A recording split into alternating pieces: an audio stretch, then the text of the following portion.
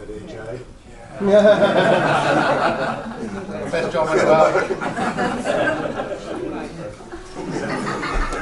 What could possibly go wrong? Because for those of you who don't know me, I'm a bit clumsy. So my name is Sophie, and what I do is I help people with relationship issues. So that might be your box standard relationship issue between partners or in a marriage, but also with family members, difficult colleagues, that sort of thing. I also help single people who are single and keep on being single and still can't meet anybody. There's no real reason for that. I also help people with relationship issues with themselves, so that's anxiety, depression, and the like. In 2017, so in January earlier, I published this book, Your Other Half, The Guide to Better Relationship with Others and Yourself, and it's available on Amazon. But what I want to talk to you today is something quite personal, but there's a reason for that, and I apologise in advance for some of the stuff that can be a bit un-PC, and I don't normally volunteer a bit too much information, unfortunately. So I'm going to tell you about my last year, because as far as it goes, it was pretty shocking. It started with a miscarriage in March. Then in June, I was nearly sexually assaulted by 5 gypsies at the gym. And then 8 weeks later, same gym, same place, different 3 gypsies. I ended up locked in the bathroom toilet, trying to ring reception because they wanted to beat me up. Obviously I got out. And in the middle of all of that, I started putting on weight quite a bit. And I was really unwell. I ended up having an emergency operation before Easter, and they found it was due to the miscarriage. The pain didn't go away.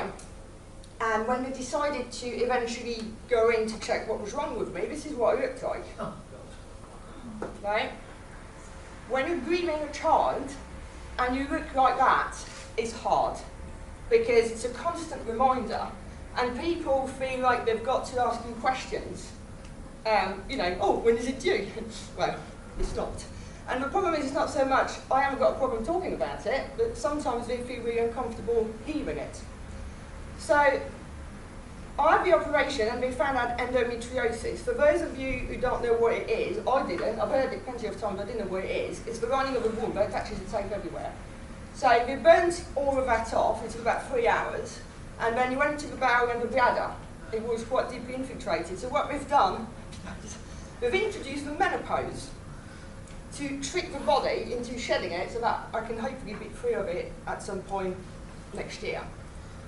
And the reason why I'm saying all these things is because as I was laying in my hospital bed at 2 o'clock in the morning asking for more morphine, I thought, I'm going to be in London in 10 days, I'm on stage for a week.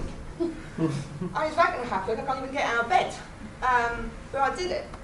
And what I want to do is to actually change all of that year and all the negatives into a positive, because we can't control what is happening to us, but we can control how we respond to it.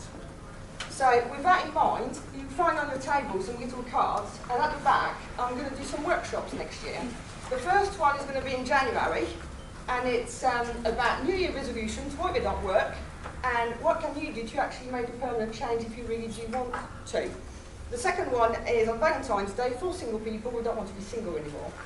There is a link if you want to find out more information.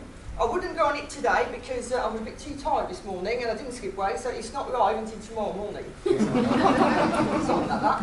So that's me in a nutshell. If you want to know any more, I'm happy to have a chat. Thank you.